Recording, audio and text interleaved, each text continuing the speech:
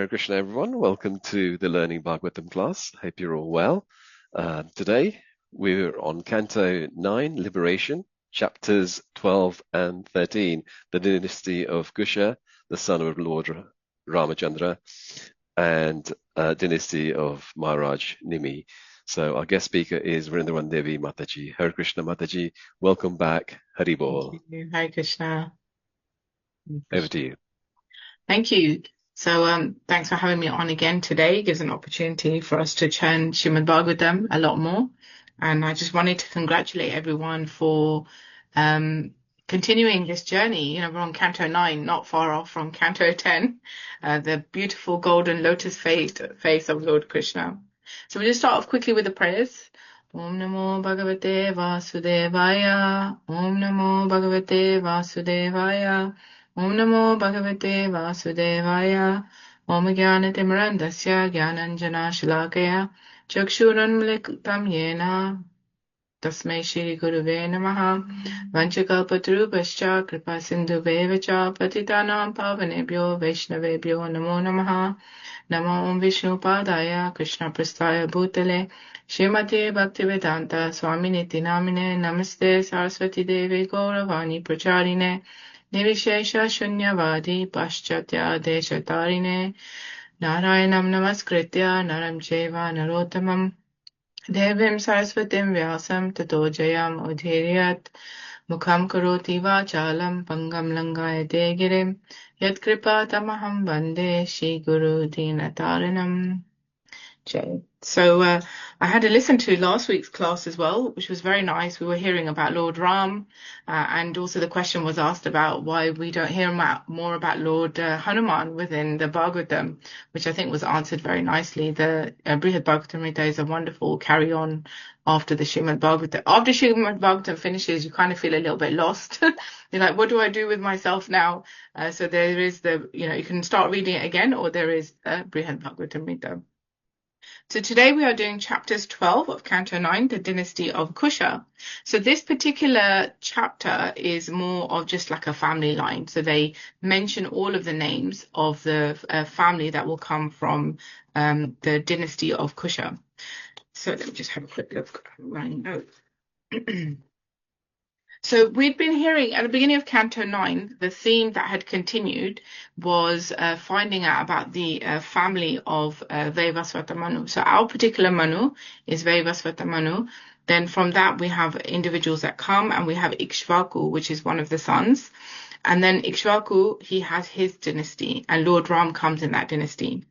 A continuation of that dynasty is there in chapter 12. So we'll hear all these different names, like Lord Ram comes, and you have Kuśa, then you have Aditi, you have Nishada, Nabha, and so on and so forth. The whole family dynasty continues. So we hear so although Lord Ram, he has he has twins, he has Love and Kush, we hear about the dynasty from Kush onwards. We don't necessarily hear about Lover's family. Now, many interesting people come in the Ikshvaku dynasty before Lord Ram comes.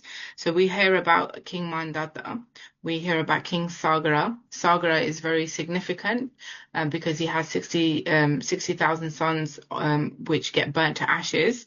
Then we have Bhagirath. Because his sons get burnt to ashes, we have Bhagirath, who after many lifetimes and many people in that family dynasty are working hard to try and bring Ganga Devi down onto earth to help remove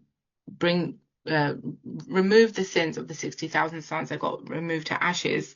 And Bhagirath is very successful in bringing Ganga down. So therefore, the Ganga Devi is also called Bhagirathi. That's one of her names. Then we hear about King Katvanga, the Raghu dynasty, Dashrath, and all of the family that come, and then Kuśa. So the whole family dynasty names are given. There's a good long family tree for chapter 12, so we'll just briefly go through it.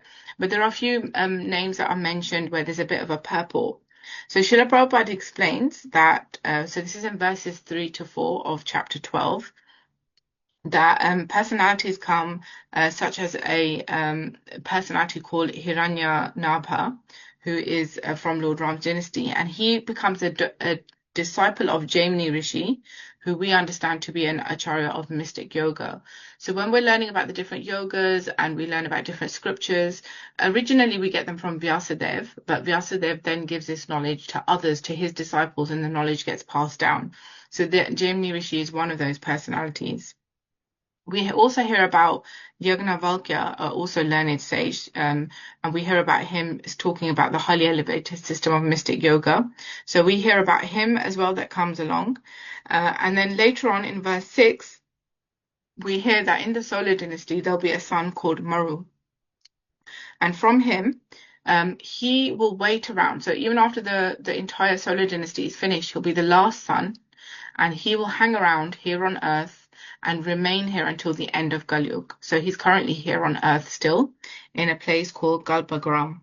So there's a few personalities that are here in Kalpagram. There is also Vyasadeva and Ashwatthama are also waiting in this place called Kalpagram.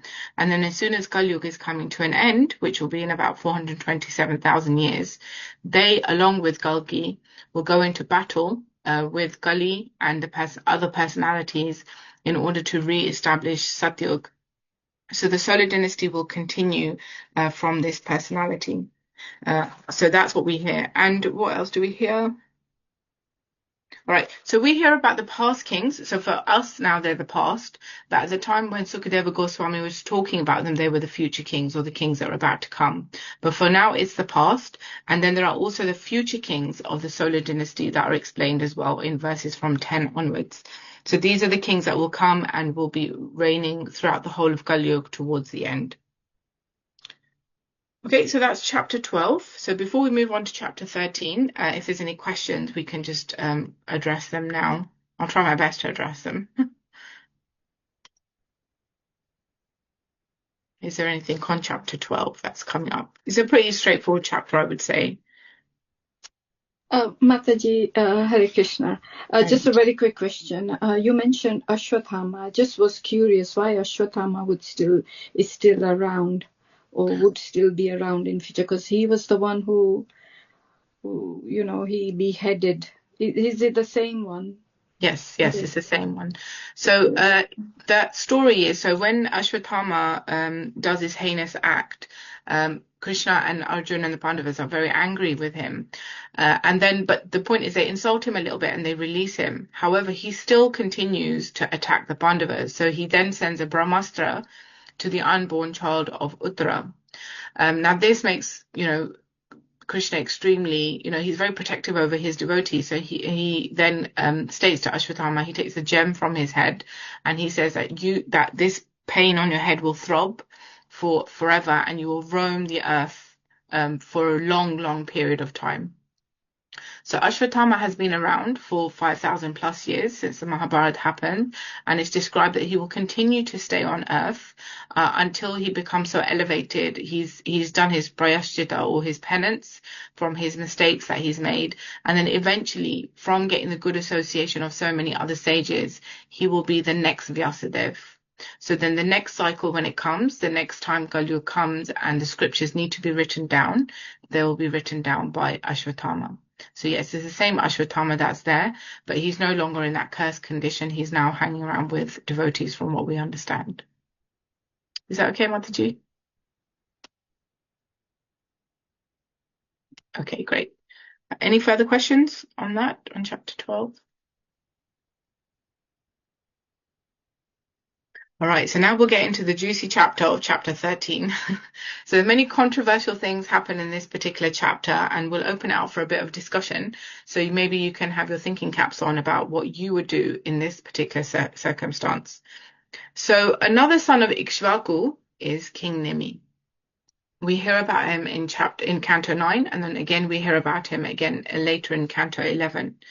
So what happens is King Nimi wants to do a huge sacrifice for the good of the people. He's a Kshatriya, he's a king, and it's the king's responsibility to do these regular fire sacrifices in order to keep the devatas happy, to keep Lord Vishnu happy, and keep the society very opulent. Now, he wanted Vashishta Muni, to be his chief priest at this event. So when he asks Vashishta Muni says, "Oh, you want to do a yajna, but actually I've been invited to do a yajna by Indra in the heavenly planets. So I'm going to go there and do that yajna, and then I will come back, and then I will do your yajna. Wait for me." That's what he says. So it's understood that Vashishta is their family guru here on earth.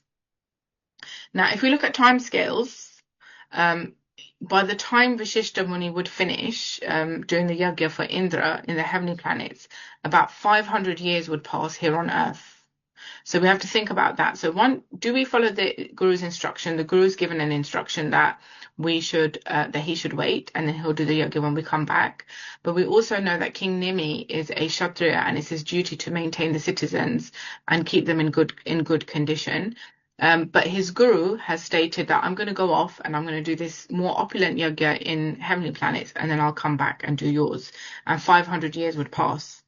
So what happens is Vashishta Muni leaves, and then King Nimi decides to continue and do the yajna. He finds other priests that get on with that yajna there and then. He is described in this chapter that he understood the flickering nature of life, and he was very self-realized. So he knew that if you want to do something positive, you shouldn't wait. Especially Kshatriya kings, they're told not just Kshatriya kings, but any kind of category that we're in, if we want to do something pious, spiritual, or something good, we shouldn't wait. We should just do it, get it done, and then so that we can reap the benefits for us and society. So he said, okay, I'm just going to continue with the other priests. Vashishta comes back and realizes that yajna has been done without him. He feels disobeyed, and he curses Nimi. He curses Nimi to lose his body. He says, may you lose your physical body. And then Nimi, thinking that it was inappropriate for him to be cursed, counter curses. He says that you are actually greedy for the contributions of Indra in the heavenly planet. So rather than doing, you're my family priest, rather than doing my yajna, you went off and you did Indra's yajna when they have their own priests in the heavenly planets. And it was simply because you were greedy for the remunerations that you were going to get. So I curse you to also fall and lose your material body. So now, this is where we'll have a bit of a discussion. What do you think? Should Nimi have waited? Was it right for him to disobey the orders of his spiritual master?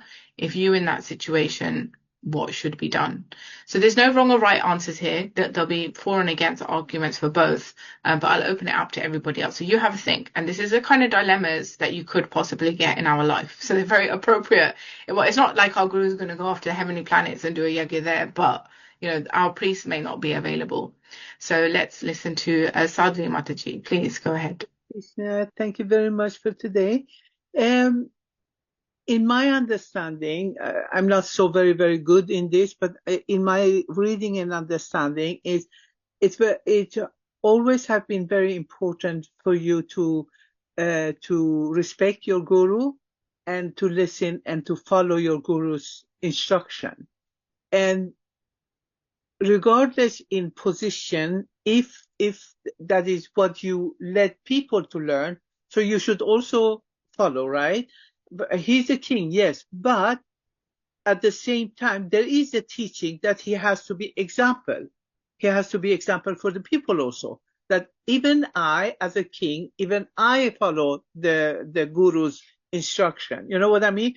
But when he do that, it's kind of ego decided no, because I have to look after this. I have to do this after them. You know what I mean? So he could, as a king, he could come with a better solution than to directly just, you know what I mean, not obey the guru. So this is what I'm understanding, that because his guru kind of right, he has kind of right. You know what I mean? Thank you. Sure, thank you. Jai Mataji. I was just going to say, King Nimi acted according to time, place, and circumstance. We have seen something similar happen with Ambrish Maharaj when he broke the fast, when he wanted to break the fast, something similar there. He looked at the time, place, and circumstance. So in my mind, I think it was acceptable, but I understand where Sadhvi Mataji is also coming from. So it's, yeah, thank you. Wonderful. Thank you for those thoughts. Anybody else? I'm sure, I mean, this is a very important topic within ISKCON because we do, when we take initiation or every day when we're chanting the 10 offenses to the holy name, the third offense is to disobey the orders of the spiritual master. So this could lead to quite a bit of a conundrum for many of us, depending obviously on the circumstances. So maybe we'll just maybe if anybody, one more person wants to express their view or their thoughts. Bidisha, please go ahead. Hare Krishna, Mataji. Hare Krishna. Beautiful, troublesome question. I think there was an instance when Bali Maharaj did not respect Shukracharya, his guru's instruction. And here also, as you said, I would say Nimi Maharaj is on the right. And Vasishtha Muni could have controlled his anger because he is the family priest. He promised him first. So he didn't follow through his promise. So Guru leads the way. Okay, thank you. Thanks, Bidisha Mataji. Thank you. Sadhvi Mataji, you have something to add? Yes, you mentioned about even today how we are having a dilemma where we have to do what spiritual master says and so on. At the same time, I'm thinking the Kali Yuga time is different. It's not the same as the time where they were. You know what I mean?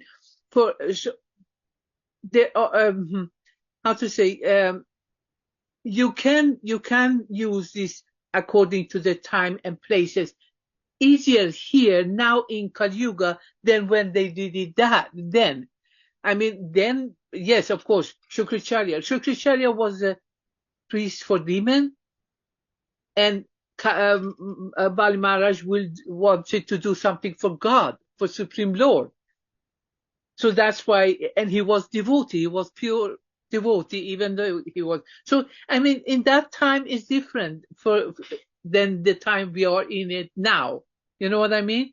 So that is my understanding. Thank you. Wonderful, thank you. So as you can see, and I'm sure many of you have opinions as well, maybe we're just a little bit shy to bring it up.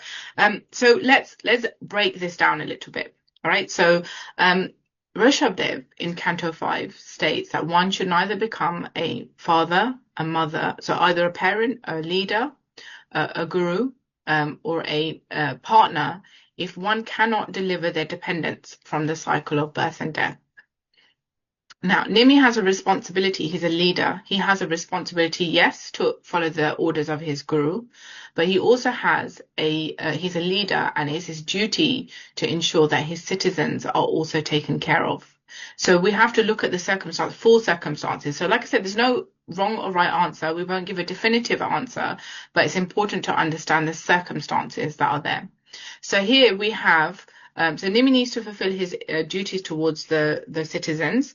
Especially during an age where fire sacrifices is the way to go back home, back to Godhead. So now ours is the chanting of the holy name. So supposing someone said to us, or our guru said to us, hang on, don't chant for the next 500 years. I'm just going to go do something. I'll be back in 500 years. Don't worry about your citizens. Don't worry. Just wait for me.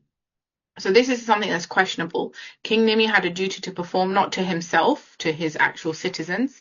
And he asked his nearest and dearest priests as well, and they also agreed that they should continue, that the yajna should continue. Secondly, if someone is in a position of guru, should he have told him to wait? Should Vasishtha have told him to wait? When he didn't need to go to the heavenly planets to do this yoga. Somebody else could have done it. And it's clearly stated that he was feeling greedy for the contributions that were going to be given by Indra. So that's why he chose Indra over doing the yajna that was there on earth. So it's described that a brahmana is meant to be simple. If they become greedy for remunerations, they are no longer considered to be in that brahminical position. They have fallen from grace in that sense. In the same way that Shukracharya was as well. So Shukracharya was more greedy that I must have a leader who is very wealthy that can remunerate me nicely. If Bali Maharaj goes ahead and donates his 3 steps of land, he will lose everything, and it means as a priest, I also won't get anything. So at that time, Bali Maharaj rejects Shukracharya because the Guru's duty is to help the disciple get closer, become closer to Lord Vishnu. So in the same similar circumstances are here. All right, so that's one case. And then secondly, Vashishta comes and then he curses his disciple to lose his body, which is that a very fair curse to be given, considering he's supposed to be helping his disciple release himself from the cycle of birth and death. He has made him lose his body before time, so that and to the point where even the demigods came down on earth and they said, please maintain the body of King Nimi that's been cursed, that has died. Let us regenerate his body because he's meant to be the king. He's taking care of the citizens. So let's reinstate his body. And even the demigods are appealing on behalf of King Nimi for this to happen. So there's a few things here that we need to think about. Should we disobey the orders of the spiritual master? No, we shouldn't. But remember, Bhagavatam is also teaching us people that shouldn't be doing things in a certain way, right? So we always hear Indra gets up to mischief. Indra kills brahmanas when he's, the king of heaven. He shouldn't be behaving like that. So the Bhagavatam teaches us many lessons. Yeah, it teaches us about the great devotees. It teaches us about devotees who are going through difficulty. It talks about devotees that have made certain mistakes. Parikshit Maharaj gets cursed to die in 7 days, and he's very happy to take that curse on. King Nimi is also very happy to take that curse on, but he also feels that the curse was unfair, so then he curses his guru back. Maybe that was out of line, the fact that he cursed his guru back. He got cursed, maybe he should have just accepted it and not counter-cursed. Maybe that was a little bit out of step. But if we look at the circumstances, Bhagavatam explains, if you want to do something pious or good, do not wait. So King Nimi was well within his rights to continue doing this yajna, which was important for his citizens. Why was it important? We hear from Canto 4, from Prithu Maharaj's pastime, that from these yajnas, the devatas become pleased, the devatas send rain, and from those rain, grains go, and the whole of society flourishes. So there is this symbiotic relationship between man and the devatas. Now, if King Nimi had waited 500 years and not done these yajnas, there wouldn't have been rain, there wouldn't have been grains, his citizens would have been starving. So he took the interest of his leadership position primary to what his guru is. So just earlier in this canto, also, we hear how Vashishta Muni misbehaves and curses unnecessarily. He gives too heavy a curse to his other disciples as well. And then what happens is Vashishta is then regretting it. He goes away, he does tapasya, he regrets his curse, and then he tries to reinstate that individual. So here again, we can see that Vashishta is cursing probably a lot more than what he should curse. So these are the circumstances. They're different. Disobeying the orders of a spiritual master. Yeah, we should not disobey the orders of a spiritual master, but we also have to look at the circumstances. We also can maybe speak to the spiritual master that this is what you're saying. This is the instruction that you've given me, that please can you guide me of what the right thing to do is, because these are my circumstances. I'm not in a position where I can wait for you. I need to get on with what I need to do. Please can you give your blessings so we can continue with somebody else. So what this Bhagavatam story is teaching us, that yes, people may be there in a position of guru. However, we also need to use our intelligence a little bit and think a bit carefully, maybe get advice of the other seniors as well as to what the right thing to do. But communication should always be open. We should have an open communication about doing things in a certain way. So I leave it at that. So that's something for you to think about, like now going forward, was it right? Was it not? But here Bhagavatam is giving the example of that Vashishta, someone who is a guru, did he behave correctly? Did he do the right thing by his disciples? Should he have taken away his body that he could have used in order to help him to go back home, back to Godhead? So anyway, these devatas come and they say, we want to reinstate your body because you're a great king, the citizens need you. But Mahārāja Nimi refuses. He says, I don't want to be encaged again in a material body. I'm happy to stay in the kind of, astral body that I'm in currently. And then this story ends here. Like, we don't hear any more in this story here, but then when we get to Canto 11, we hear how in this astral body, Mahārāja Nimi continues looking after his citizens. So he continues looking after his citizens. He's doing a yajna. He has many questions that come up in his heart that he wants to ask. And while he is there in the assembly, at that particular point, the Nava-yogindras appear. The Nava-yogindras, does anybody remember who they are? Not Aditi's. Arjun and Krishna. Sorry, I can't quite hear you. Can you speak a little bit louder so we can hear you? Was it Rishabdev's children? Yeah, yes, it was. So Rishabdev had 100 sons. The first was a Kshatriya, so Bharat Maharaj, after why India is called Bharat nowadays. He had 81 Brahmana sons and he had 9 Mahabhagavat sons, so sons that were Paramhamsas. So this point is very good in the Bhagavatam because we understand that, this misunderstanding of what casteism is, that whatever family you're born into, that's the caste you are. But no, this is not what we follow. We follow Varnashram. And Varnashram means whatever your nature and your activities are, that is the category of Varna that you fall into. So Rishabdev being a Kshatriya, he's had a son who's a Kshatriya, he's had sons that are Brahmanas, and he's had sons that are Mahabhagavatas as well. So these particular 9 sages, they turn up and Mahārāja Nimi asks 9 different questions to them. But we won't go into that today because we've got other things to go through from this particular chapter. But he asks those 9 different questions on like bhakti, devotees, varnashram, what's bhakti, what's the devotee, what's devotional service. And the Nava-yogindras explain very nicely. Each of them answer one of the questions. And then this is covered in Canto 11. So we do hear like a happily ever ending because it's kind of a bit sad. Mahārāja Nimi gets cursed to lose his body. And then Vasishtha also loses his body. And it's kind of like, oh, it's a bit doom and gloom that what's going to happen now. So Vasishtha also appears again. So Vasishtha Muni is described that there are 2 personalities, Mitra and Varun. They are there in the heavenly planets. They see the beautiful Apsara Urvashi. And when they see, just from seeing her, she's so beautiful that they're unable to control themselves and they immediately they expel semen. And that semen is kept in a pot. Their combined semen is kept into a pot. And then Vasishtha Muni reappears and gets another body from that particular thing. So I've heard this example before. It's very funny. It's like, when we can't comprehend how beautiful the women from the heavenly planets are, it's described that if you take the most beautiful woman from here on earth, so like Miss Universe or, Miss World, she looks like a frog compared to the Apsaras in the spiritual, in the heavenly planets. That's how attractive the ladies are there. So I'm sure we can't judge Mitra and Varun for having this sort of reaction and seeing this gorgeous woman and reacting in this way.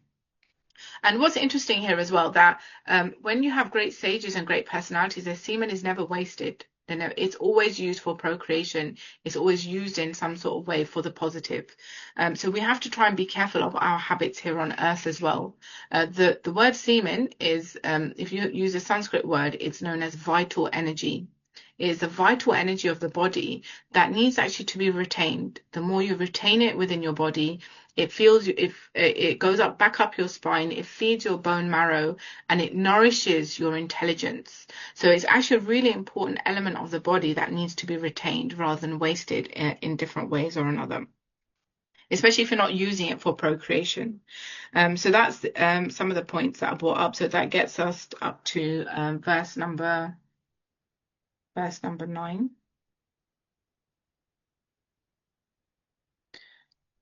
Okay.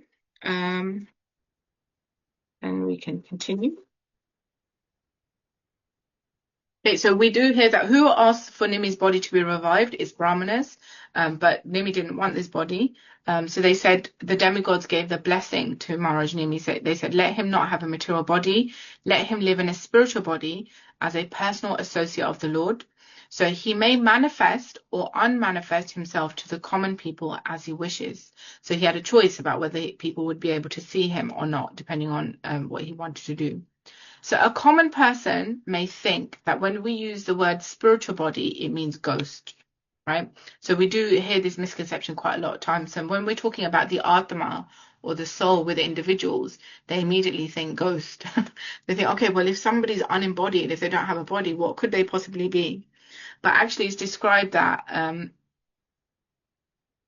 that is only when a person is sinful, then they may be in a ghostly body. But somebody who's on a spiritual level, even though they might not have a gross body, it's completely spiritual and self-sufficient within itself. They don't need a material body in order to satisfy their hunger, thirst, and all of those kind of things, because they don't suffer from anything to do with those. Okay. All right. So one also additional point is here as well is that in the Bhagavatam, we hear time and time again that when there is not a good king in power, when there is not a king in power, at that time, rogues and dacoits, there'll be uprisings. So society needs somebody to rule over them and take care of them.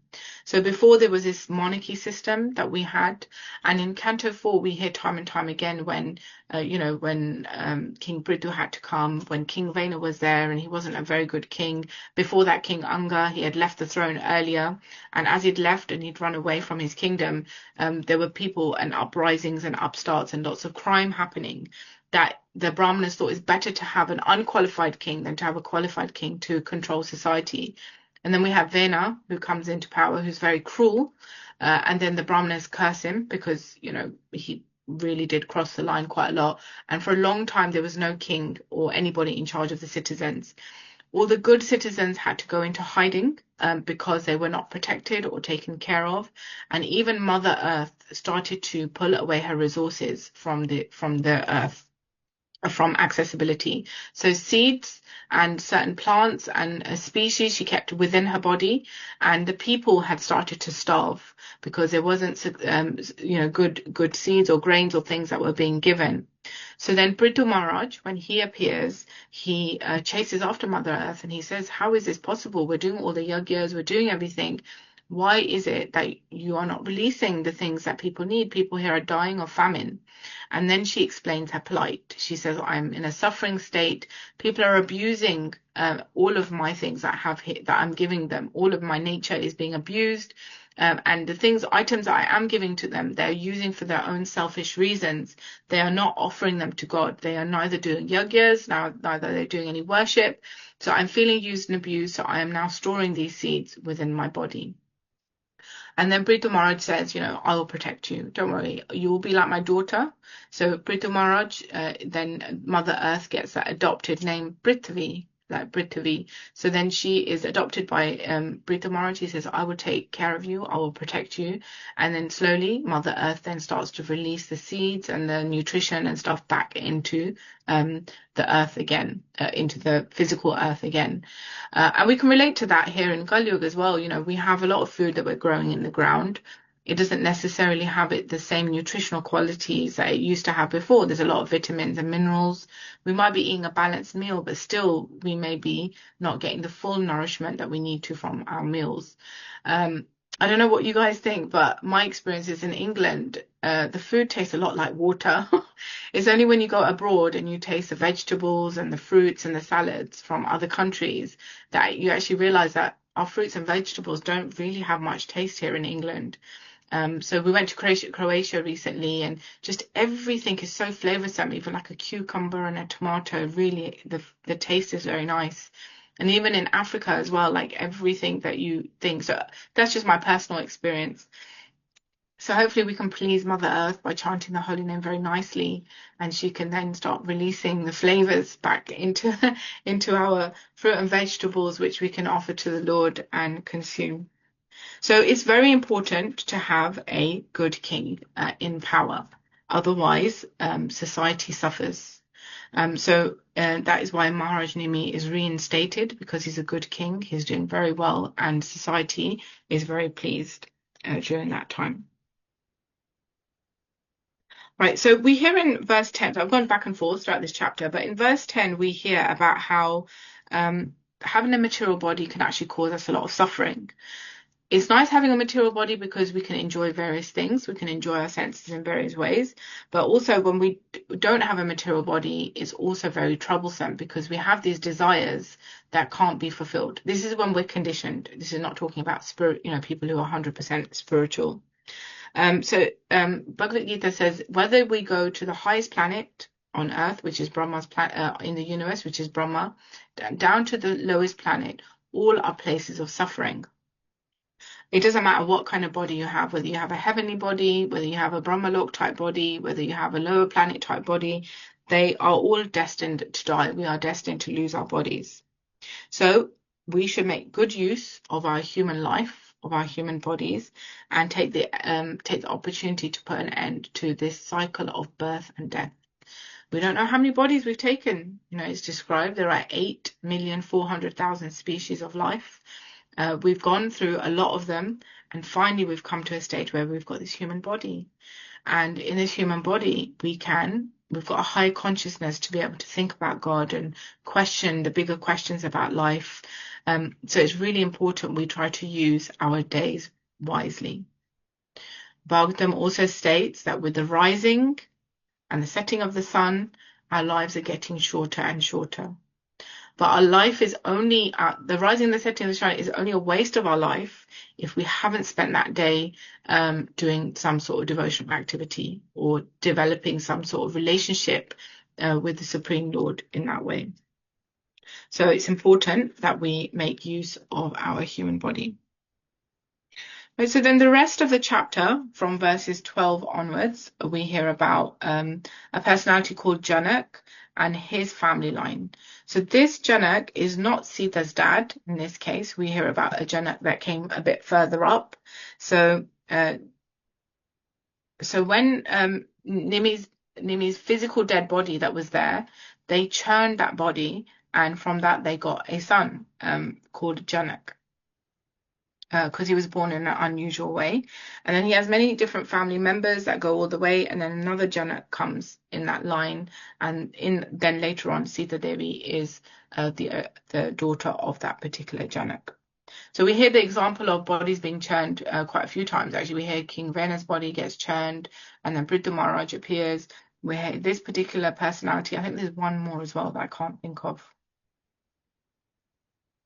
Yep. So then the chapter ends there. So it's a very short chapter again. We just hear the whole line, dynasty line. So I would say in your personal reading, if you can go through the chapters and read these names, although it may seem irrelevant and lots of different names, it's actually, we get a lot of benediction from just hearing the names that pop up. So I would encourage you all to, go to chapter 12 and chapter 13 and read through all the names that are there. I mean, some of them are quite complicated to read, especially if you're not familiar with the Sanskrit language, but it's just good practice. And I always say to everybody, those who are going to have children and grandchildren, it will give you some ideas of some names, some female names and male names, which you can take from the Śrīmad-Bhāgavatam. So I'll finish there, and if there are any questions on this particular section, we can take them, or anything else in terms of the study of the Bhāgavatam. Okay, thank you very much, Mataji. That was really wonderful, because when we were reading this on Tuesday, I was wondering how you would be able to give this class, because it was just lineage. And so thank you so much for giving this wonderful class. If I can ask, if people do want a reference point to the Dynasty of Love, is there any reference point that you've come across where they can look at that? Or not that I've come across in the Bhāgavatam, and I have asked this question. I was like, why is only one of the sons given? But the idea here is that so the main theme is that Sukadeva Goswami just wants the future people to know about what dynasties have come from the Surya dynasty. And even a lot of the kings, not all their sons are mentioned. So, kings have had like maybe 100 sons or even 10 sons, but they might just focus on 2 of the sons. So that's the reason why it's not mentioned here, but they would probably be in other Puranas. that I haven't personally come across. So maybe in the Ramayana, I don't know, maybe there might be some family line in there. Okay, thank you, Mataji. If anyone else has any questions, please do raise your hand. Whilst we're also talking about the Ramayana, what is your view on the different forms of Ramayana? Like, we've got the Valmiki Ramayana and the other Ramayana, which is Tulsidas Ramayana. And obviously, from a Krishna consciousness perspective, we're looking at Valmiki Ramayana. But from my own understanding is that Tulsidas Ramayana came in to make it a simpler way of understanding for simpler people, if you know what I mean. So what is your view on that? Yeah, so I would say I'm not really that much of an expert on the Ramayana to make any like definitive statement, but what I would say is that we're very lucky that our acharyas always try to give us knowledge according to time, place, and circumstance. So, for example, there's so much that Prabhupada did for us that other people probably wouldn't have got, and he made things a lot easier for us rather than the other previous acharyas. So at times we need to have that so that it's appropriate for those people at that time. And even the language that is written is made more accessible for a certain type of people in a certain type of area. As long as it doesn't sway away too much from the general history. And then we've got to remember that if there is some differences, that Lord Ram doesn't just come once. He comes, we know about the cyclical time, that is the Vedic time, which is cyclical. So Lord Ram doesn't just come once. He came during Treta Yuga this time, and in the other cycles, he would have come as well. So there would be some variation in the stories that are there. And then secondly, I've heard an answer on this from, in terms of the Mahabharata. There are also many different versions of the Mahabharata. And I think it was Radhika Prabhu, the one who went to Oxford, who's a scholar from Oxford, who teaches theology, philosophy, and Sanatana Dharma at universities in America. And he states that if there is any discrepancy between the Mahabharata and what the Bhagavatam is saying, we always take the authority of the Śrīmad-Bhāgavatam. Because Mahabharata is given in so many different regions, and there's so many different versions that are given appropriate to their particular region, then if there is any confusion, then it's better to just say what Śrīmad-Bhāgavatam states. Like, for example, the greatest thing is that the greatest discrepancy is that, Parikshit Maharaj was killed in the womb, the Mahabharata might say, and then Krishna brought him back to life. Whereas in the Bhagavatam, we hear that Krishna saved him. Like, Krishna went into the womb, he protected Parikshit Maharaj from the Brahmastra, he protected the Pandavas as well, and Parikshit didn't die. He didn't have to reinstate his body. So we would take the authority of the Śrīmad-Bhāgavatam. Okay, thank you very much, Mataji. There was a question a while back which hasn't got answered, and that's what I was trying to do, look it up to see if that's, and it is to do with the Ramayana, and I understand what you were just saying, but I thought I'll ask you just in case, or maybe you can find out. So one of the people within this congregation had asked is, since the Valmiki Ramayana presents the complete life story of Lord Ram from his childhood pastimes until the end of his earthly pastimes, why are we generally encouraged to read only selected chapters describing Lord Ram's life in the Śrīmad-Bhāgavatam or ISKCON devotees presentations of the Ramayana rather than studying the Valmiki Ramayana in its entirety? So what he was saying is that why are we just encouraged to read certain selection of the Ramayana as opposed to the entire Ramayana? I've never been discouraged from reading the whole of the Ramayana in my experience. I've always, those who are Ramayana lovers within the community, like my husband is a total Lord Ram fan. So if you have any Ramayana questions, he's the one to go to.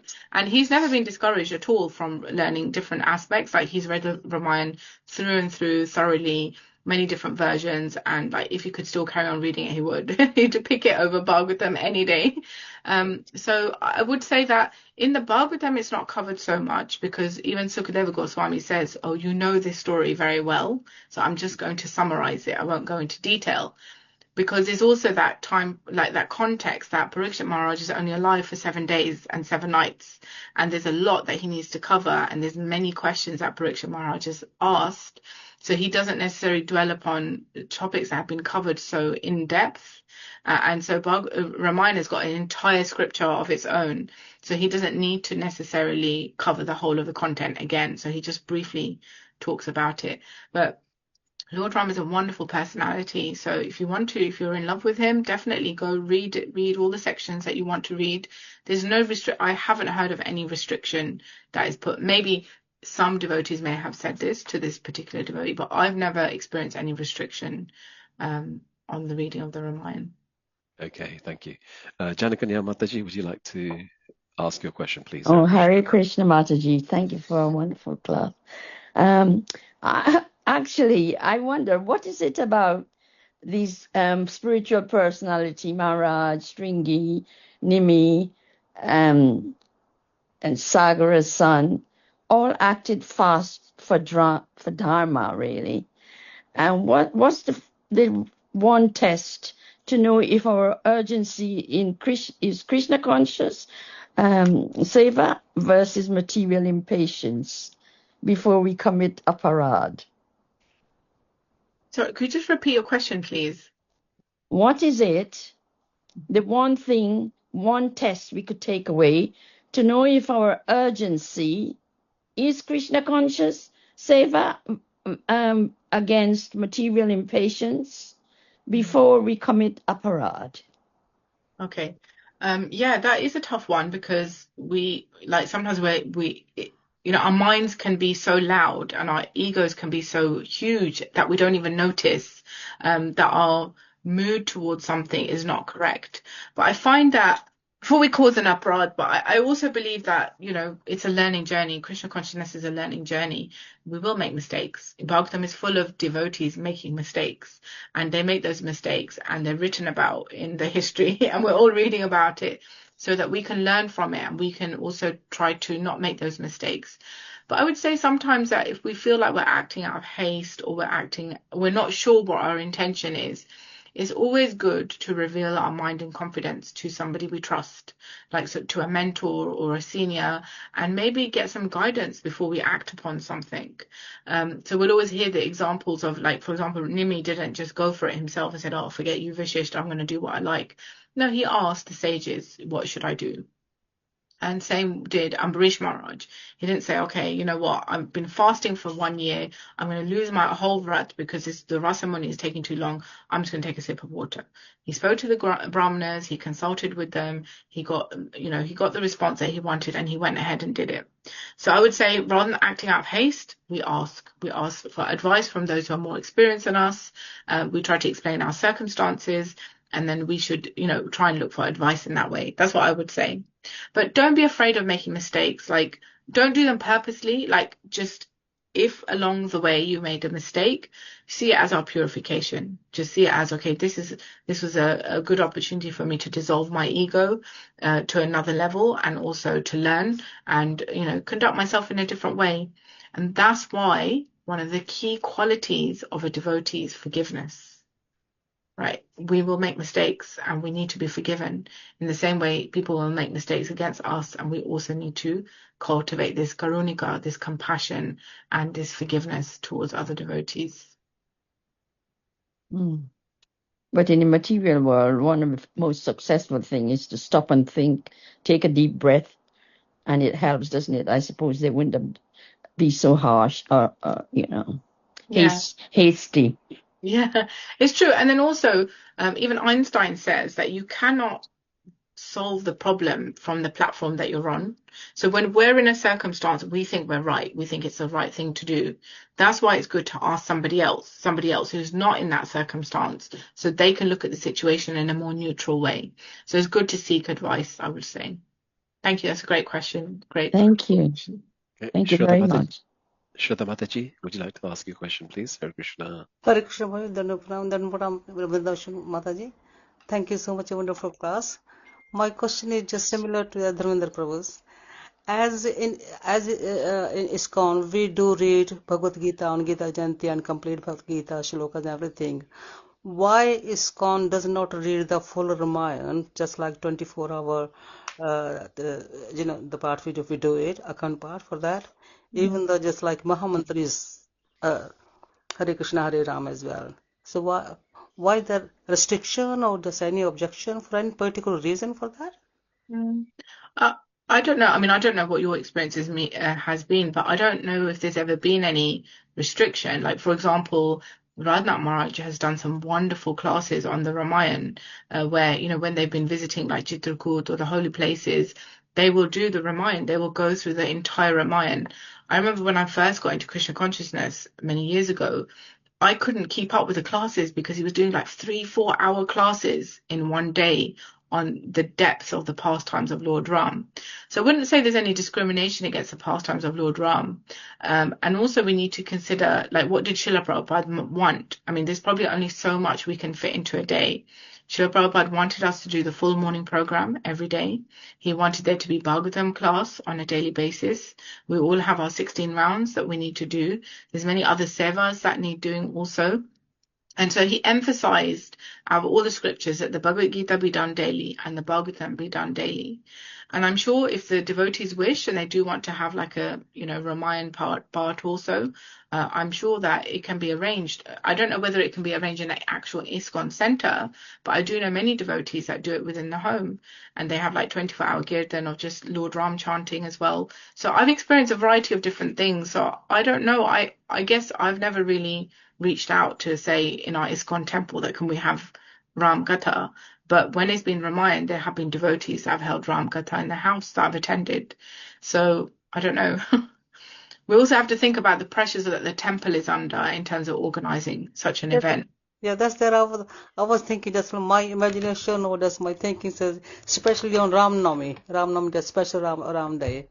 So, Yeah. But I haven't heard anywhere, or just like nowhere like suggested or anything, just doing the parts, Ramayana part full of. In my personal experience, during Ram Nami, it's such a busy time to support the Hindu community, because within the Hindu community, there is so many people that are either holding Lord Ram's wedding to Sita on Ram Navami, or there's big events where there's this 7-day gatha that, in fact, even as a family, we all have to split up and go to different events because somebody's doing a kirtan at a Ram event, somebody else is helping read a gatha. So I don't know if we'd have the capacity to actually hold one in our center as well, because the Hindu community loves doing the Ramayana during that particular time. So I don't know. We have to maybe understand everyone's circumstances, especially like those that are running the temple. Okay, thank you so much, Mataji. That's lovely. Thanks a lot. Okay, Hare Krishna. Thank you, Mataji, for that question. Mataji, if you'd like to talk about the Śrīmad-Bhāgavatam classes that you're offering, and I would just like to say before that, I have put the poster on our group chat, so if you refer to that, please, as well. Hare Krishna. Hare Krishna. So during starting on Monday, some of you may have joined our Purushottam month. We were doing daily Bhagavatam for 20 minutes every morning. We were doing the from book Bhagavata, from Keshav Swami's book Bhagavata. So he has summarized the entire Bhagavatam into like each canto is one acronym. So from his Bhagavad Gita, he had each chapter as one acronym. So he's actually, I don't know, it's very like intelligent. I don't know how he's done this, but the entire canto has been summarized by one acronym. So we are starting from Monday, we will be doing one letter of that acronym and discussing it for 30 minutes in the hope to give devotees an overview of what is happening in that particular canto so that you can get the flow of what's going on. So please feel free to attend that. Our Birmingham branch of College of Vedic Studies is running that course, and Dharmendra Prabhu has kindly put the link into the description, into the chat. So if you do want to join, please do. The last day to sign up is Saturday evening, and then we can all get you onboarded, and we'll start on Monday. So we've got a variety of teachers from the College of Vedic Studies that will be going on this particular journey to try and cover the entire Bhagavatam in at least like 4 months or so. But it would be a very summarized version of it. So yeah, thank you. Thanks for that. Okay, thank you, Mataji. And do try to join if you can. but obviously not if it clashes with this Bhagavatam, okay? Hare Krishna. Well, it's in the morning. It's a morning time. It's between 7 and no, 7:30 in the I'm morning. just So we're trying to catch people just before they go off to work, so they get some like Bhagavatam input just before they rush off. No. So, we mustn't miss it. Thursdays, and I think it's Tuesdays as well that you That's do. right. Yeah. I'm just kidding.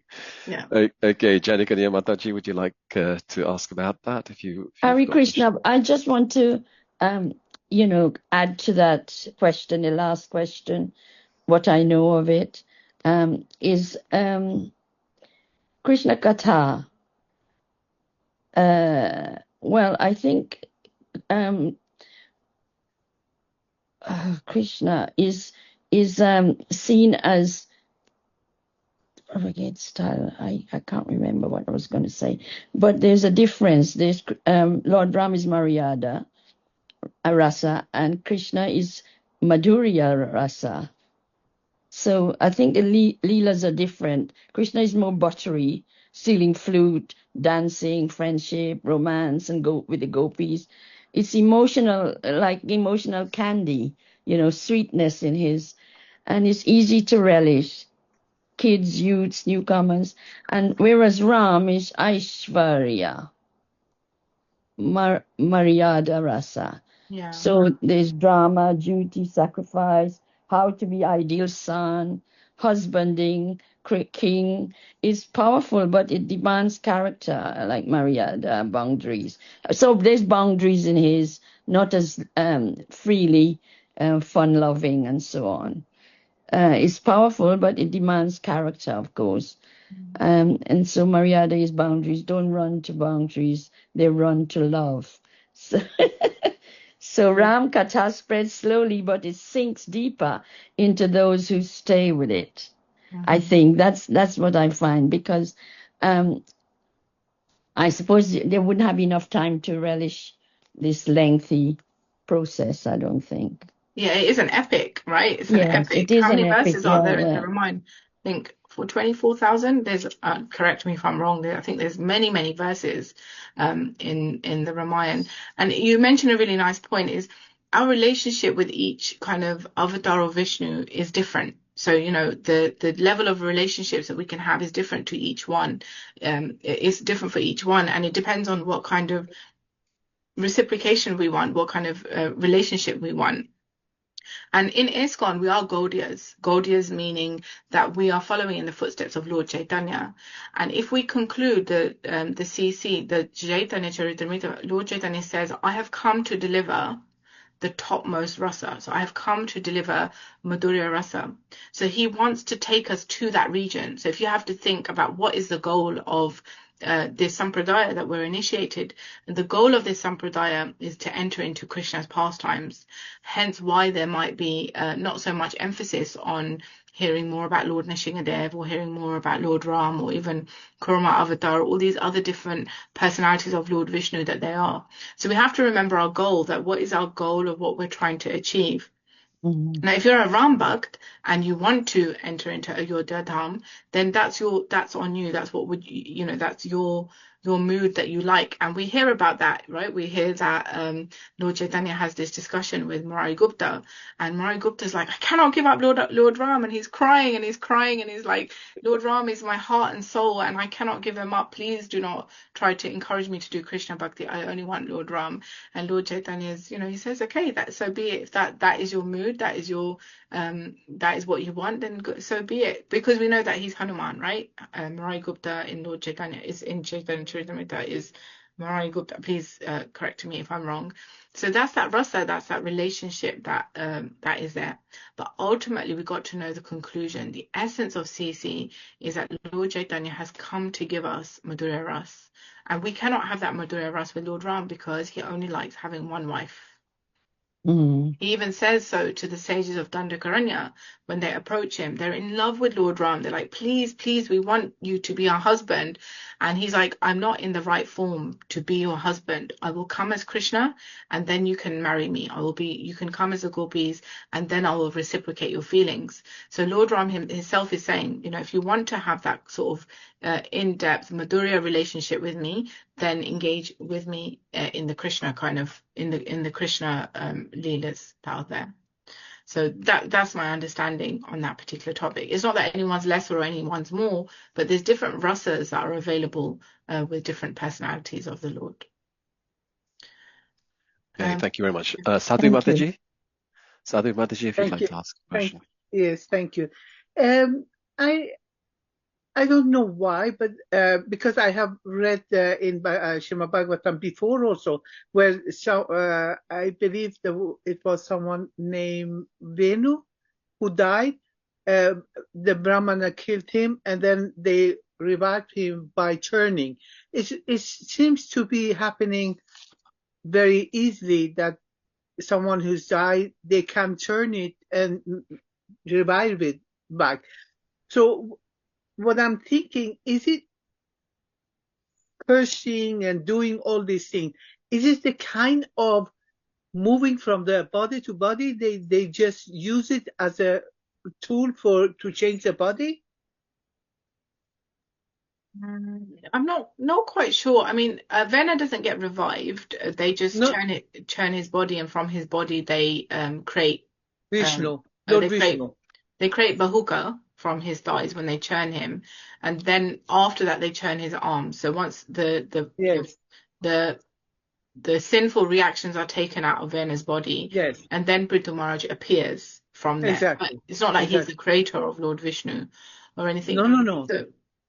So my understanding is that yes, there is these mantras out there. Shukracharya has the mantra as well to bring somebody back from death, and ultimately it just shows that here on earth we don't really have a power over our bodies. We don't, but there are individuals who do tapasya that have the ability to have control over the gross body of others. So somebody leaves their body untimely, Shukracharya time and time again would chant mantras and just bring the demons back to life. So they just continue in that body. It isn't necessarily to make them get a new body. They continue in the body that they're in. I have another question. You mentioned that Nimi didn't want to come back, but he is transcendental. It means that he is in his form, not the ghost, but still. And he gets to help others. Does that mean that there are people who hear someone guiding them? Could it be of such entity that's guiding people? I'm not sure. I mean, the Bhagavatam talks a lot about Lord Vishnu within the heart, the super soul within the heart. So if there is anyone guiding us, it's the super soul.